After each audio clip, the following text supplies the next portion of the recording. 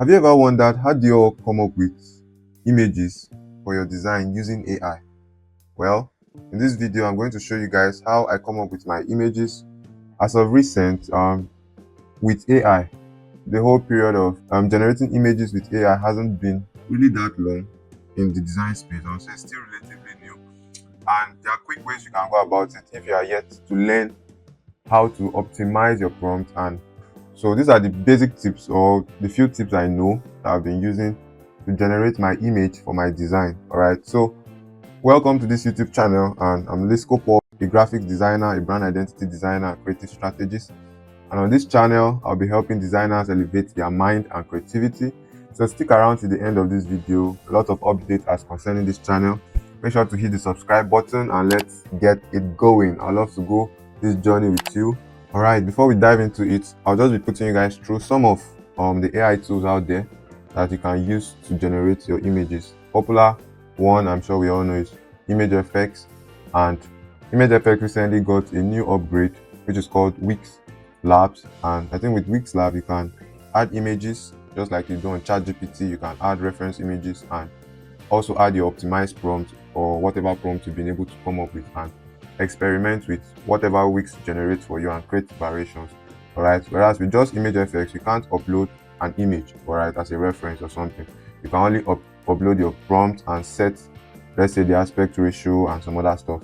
And obviously all of them are limited in terms of, okay, I've not reached the limit for Imagefx yet, but for an AI tool like Ideogram, they've got limits. All right, once you start, as you can see here, uses 4 credits. So if you're a free user, you have a limit of 4 credits rather, and you can also upgrade. Choose any of the upgrade plan from free to basic to plus.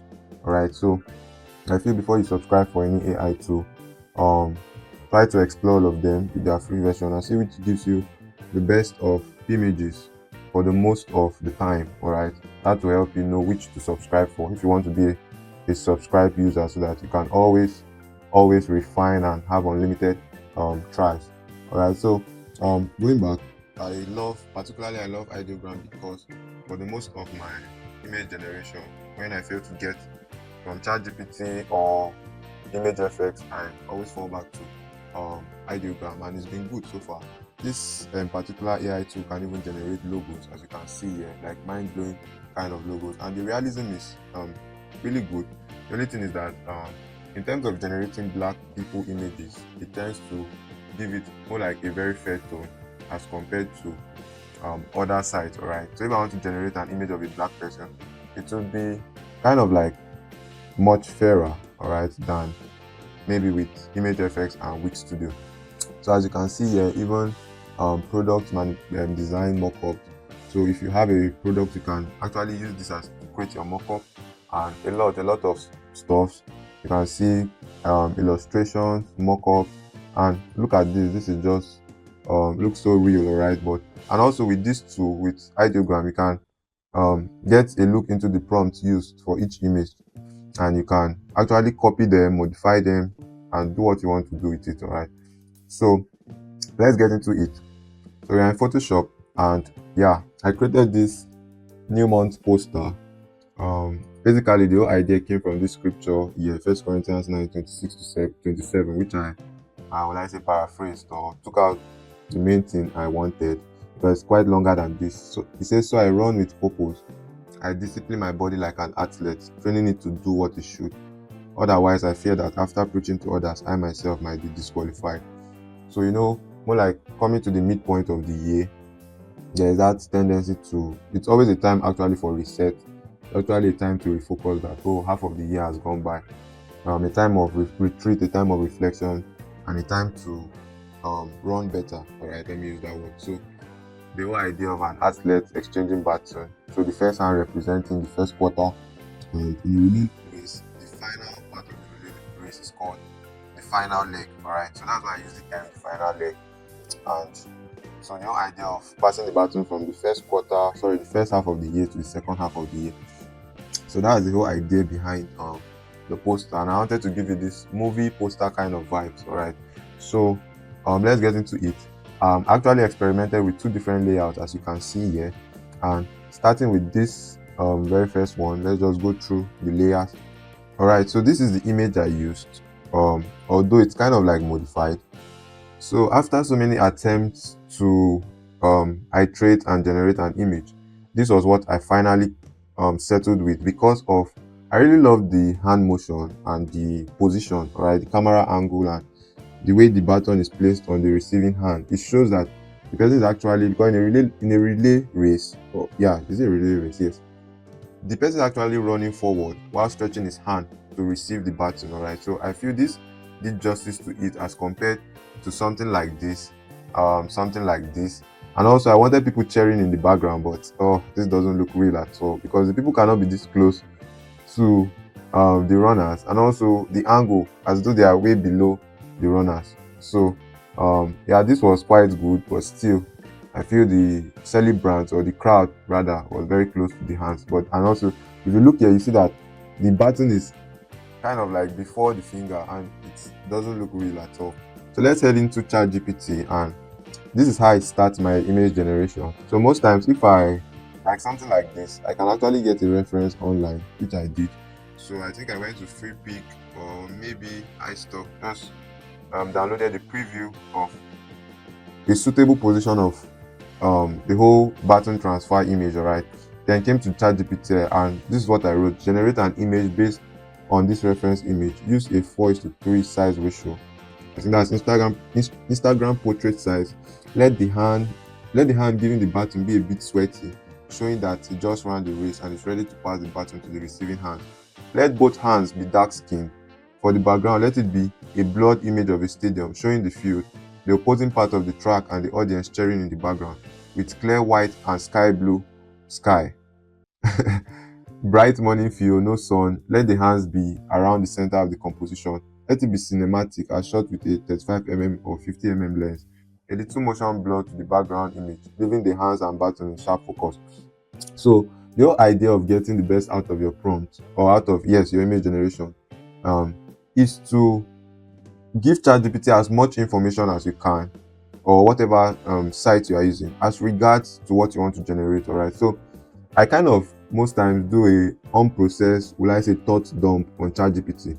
All right, giving it everything I can give it as relates to the image I want to generate. And I came across this additional prompt here on a post on IG, a reel. I think I made a tweet about it where I used it to generate a crown image for Good Friday. So whenever I come up with a caption like this, I'm just going to add this, follow the formula, act like a prompt engineer, review the following prompt for me, optimize it to make it better, and ask me any questions you have before proceeding. So what this does is that it kind of like hand over prompt engineering back to the AI tool, all right, to do that for you based on what you've given it. And it works most times depending on the quality of information you've given it beforehand.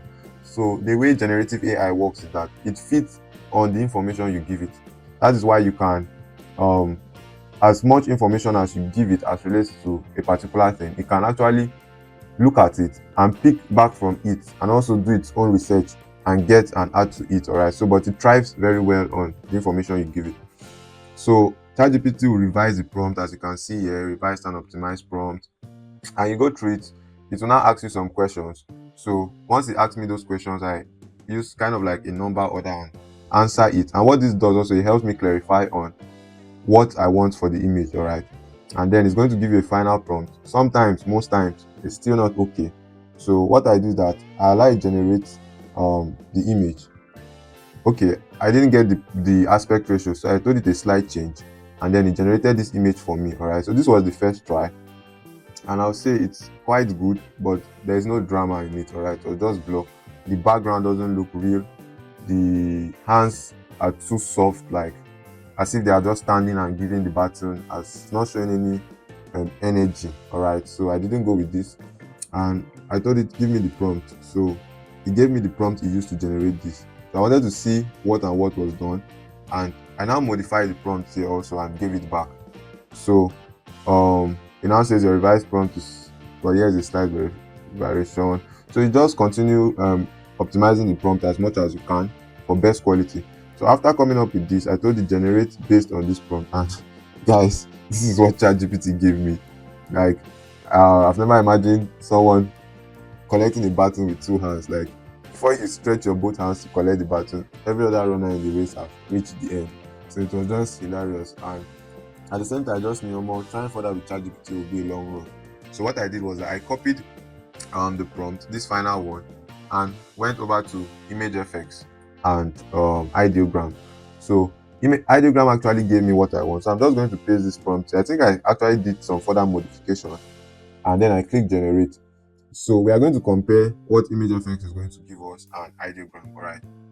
All right. So as you can see, even pasting back the prompt, you see that in terms of the color and everything, okay, look at this now. It's actually very something close to what we use. All right, and I love this. You can see the energy in the hand, in the veins, even the posture shows that this one is giving, this one is receiving. So it really works very well for me. All right, and you can look at this also. This is even very nice. Why didn't you give me this the first time? So okay, now this looks off. This too is very off. Like, are they worshiping? What are they doing in the background? All right, but I can go with any of these two here. Victory awaits and this. All right, so once you get an image you're okay with, you can click download, and you can download that image as a JPEG file to whatever folder you want, and you can download all of them if you want. You can also further modify the prompt. So we still have 4 credits, so the more you generate, the more your credit is reducing. So let's go to Imagefx and paste the same prompt and see what Imagefx is going to give us. All right, okay, it's actually now giving me something good, but the first try wasn't really nice. Oh, I love this. This is so okay. This is good. But this, I don't think their hands should be touching each other. What's this extra hands doing in the background? But I love the position of the crowd in the field. It's as though they're even doing something else while the runners are doing their own thing. As if there are people playing ball in the field. Okay, this looks like they're actually cheering them on. Yeah, this is actually nice. So I'm going to download this too. Alright. So once you are good to go with your image, you head over to Photoshop. So for me, I actually went with that image I showed you guys. I kind of like cropped the image out of the background, because if you look, they were too close to each other, and the perspective doesn't really align. All right, it's a bit off for me, so I just had to play around with it and modify it. So let's head into Photoshop. All right, so the first thing first is that I applied a color fill, a slightly off-white towards the blue off-white kind of color fill background, as you can see here. And why I did that was so that I've already start positioning it towards that bluish sky kind of tone. All right, so I have this sky image here, and what I did was I applied the mask to brush off the down part, because I just wanted the sky on top. And also, what I wanted to achieve with this composition was that since the hands have the focus, I wanted to put the motion blur in the background. You know that when a car is driving in speed or people are running, all right, there's this motion blur, but most times the motion blur is applied to the object in motion. But what I wanted to do was to give that object in motion the focus, all right, and show that it's actually still in motion by blurring the background, by giving my background that motion blur.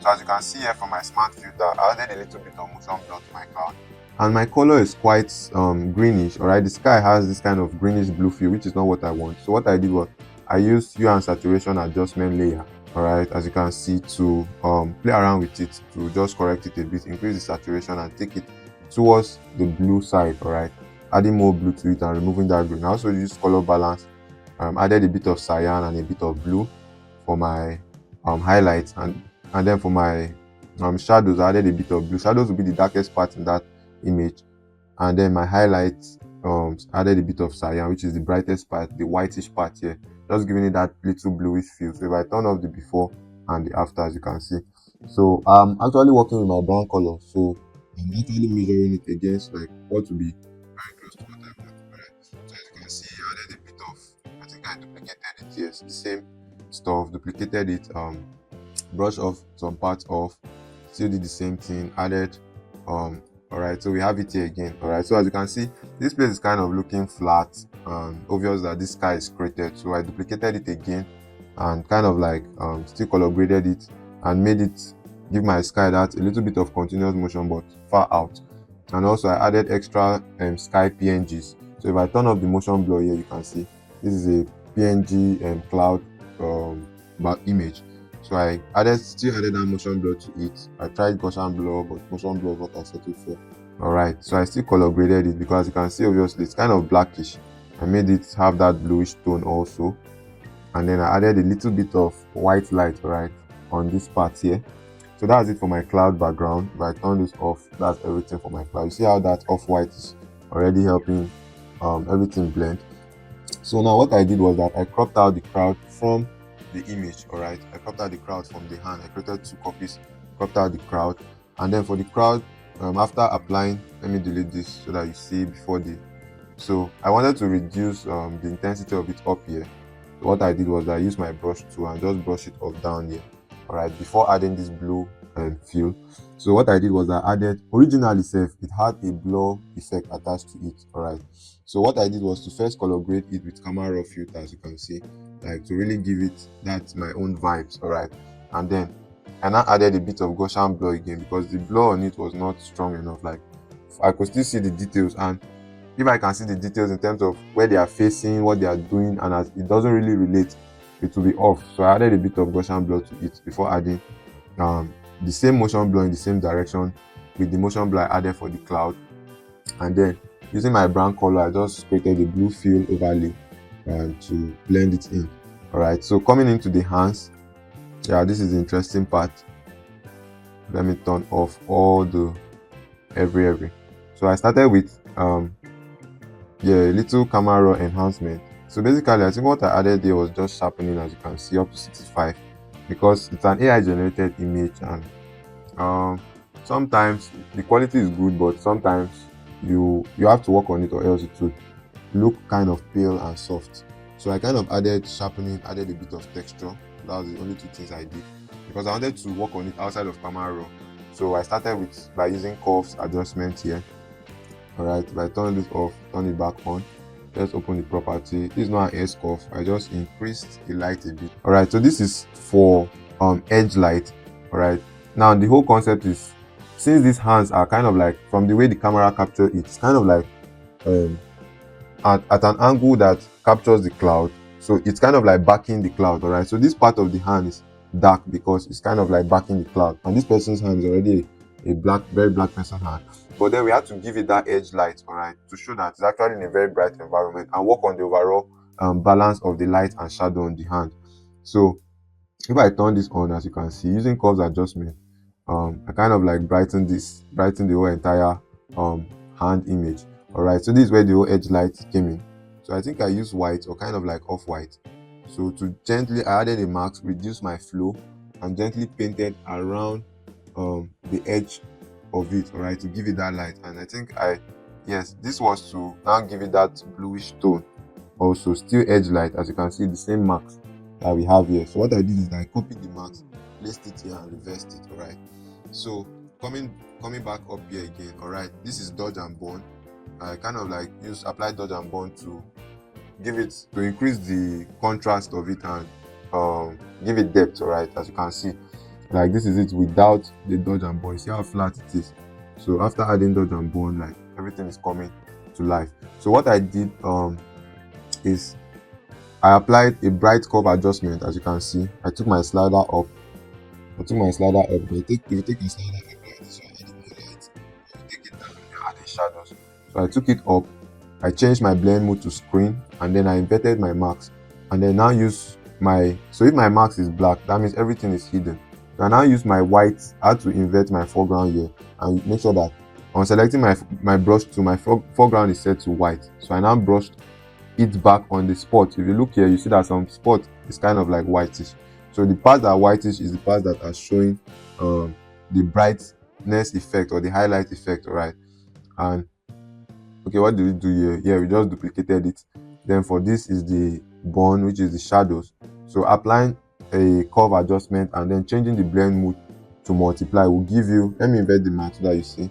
All right, see how dark, like, will give you this dark effect. All right, so after having that, what I did was to invert the mask by pressing Ctrl and I. All right, and then brushing it off where I want to as you can see, we turn this on and on, where I want to advance, or let's say increase the depth of the shadows or the darkest part.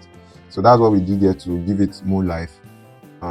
Then obviously, as you can see, all right, I wanted to really give it that illusion that it's actually united with the composition first of all, and um, the sky is bright, the light from the sky has influence upon it. So, and to just give it a little bit of drama um, and interest to that part, so that's why I added this over here. As you can see, I kind of used created a new empty layer, set my color to white, and then reduce my flow to something like 15 that I can control, and then just gently, things like this, you zoom in, gently take my time to brush it around the edge, all right, and then finally apply selective color to it. Okay, yeah, selective color because of this blue. So let me turn this off. See my blue, all right, it's kind of like pale. It's not really vibing with, it wasn't really vibing with me, the kind of blue I want. So what I did was I added selective color to it, and with selective color you can actually work on individual colors in a particular image. So what I did was I selected blue, all right, that is to say anything I adjust here will only affect the part of this image that have blue on it. So since the hands don't have blue, it just affected the button. So I increased the cyan because the opposite of cyan is red. Alright, so if I take this, it will be adding more red towards it, and red plus blue, yeah, gives us purple. That's why we're having this kind of um, purple tone to it. So I added cyan, the opposite of yellow. This, if I dragging it towards this side, I'm adding more blue, but dragging it towards this side, I'm adding more yellow. Alright, so what I did was to add more blue, then just dial down the black to it, and dial down the black. If I increase it, the black will be too much, so I just dial down the black a bit. So this is the before and this is the after. All right, so the next thing, what I do most times is just get my composition ready before I work on the layout. So as you can see now, I've actually gotten a good composition here. So before I now start thinking, okay, where can I place my information? All right, so if I turn this on, we have welcome to July, and this is the header, the scripture that inspired it, and then the whole final layer concept 2025. So the font I use here, okay, big Q. I'll add it to the description. I'll add the link to the description, so if you want to download the font. So that's the font I used there, big Q. That's the same font I used there, and then I also added just some footer information, my logo, my socials, and the scripture, just as to give it balance. All right, so basically we've already established the same thing, so I just played around with a new layout here, kind of like added the remaining months in the final leg so that someone will understand, okay, well, and then I added the scripture, just changed the layout. So for me, I think most of my friends and most of I normally send this out on WhatsApp to all my contacts and post on my social. So most people went for this, although I sent this first one out to everyone, but I posted this on my status, and one or two persons were like, oh, this is actually preferred this. All right, so that was how it came about, this new month design. Quite simple, but I had to take my time to work on the hands. All right, as you can see the before and the after. All right, if you look from here, even the what did they call it, the sweat wasn't realistic at all. So what I did was that I had to enhance the sweat, all right, and make it look real. As you can see, I even took it off from some parts so that it won't look so obvious, and I think adding sharpness to it just gave it a little bit of realism. All right, and I took it out from this part using clone stamp tool. Yeah, clone stamp tool, this is it, clone stamp tool. With this tool you can copy part of the image to replace it on other parts. All right, so that's what I did to minimize that sweat. So thank you guys for sticking to the end. Let me know in the comments what you would like to see, and for this channel I'll be dropping a lot of content. All right, I've been actually coming up with a lot of content, so I'm not just starting a YouTube channel for the sake of having a YouTube channel, but there are a lot of things I've learned, there are a lot of things I've seen can help designers, especially our creative and entrepreneurial mindset towards the design or the business of design, and also our creativity. All right, the level of our skills and the level of our design skills, how we carry out our whole design process. And also, I'm a brand identity designer. I'll be sharing a lot of my process. I'll be sharing a lot of creativity tips generally, and even creative insights from the Bible, from the scriptures. So stick around on this channel, hit that subscribe button. More content is to come. So we are still setting up. I'll call this a debut video, and for now we are working on one content in a month, at least for the next 2 months, till we gain some grounds. and get a lot of contents ready to hit the ground running. So see you guys. I'll drop a link down here to our community on WhatsApp. If you're interested in joining the community, more updates like this will be shared, tutorials from other designers, videos and tips that will help you grow as a graphic designer, help you thrive in this industry. So see you guys on the next one. Thank you. Bye. Okay, so until next time, guys, keep shining.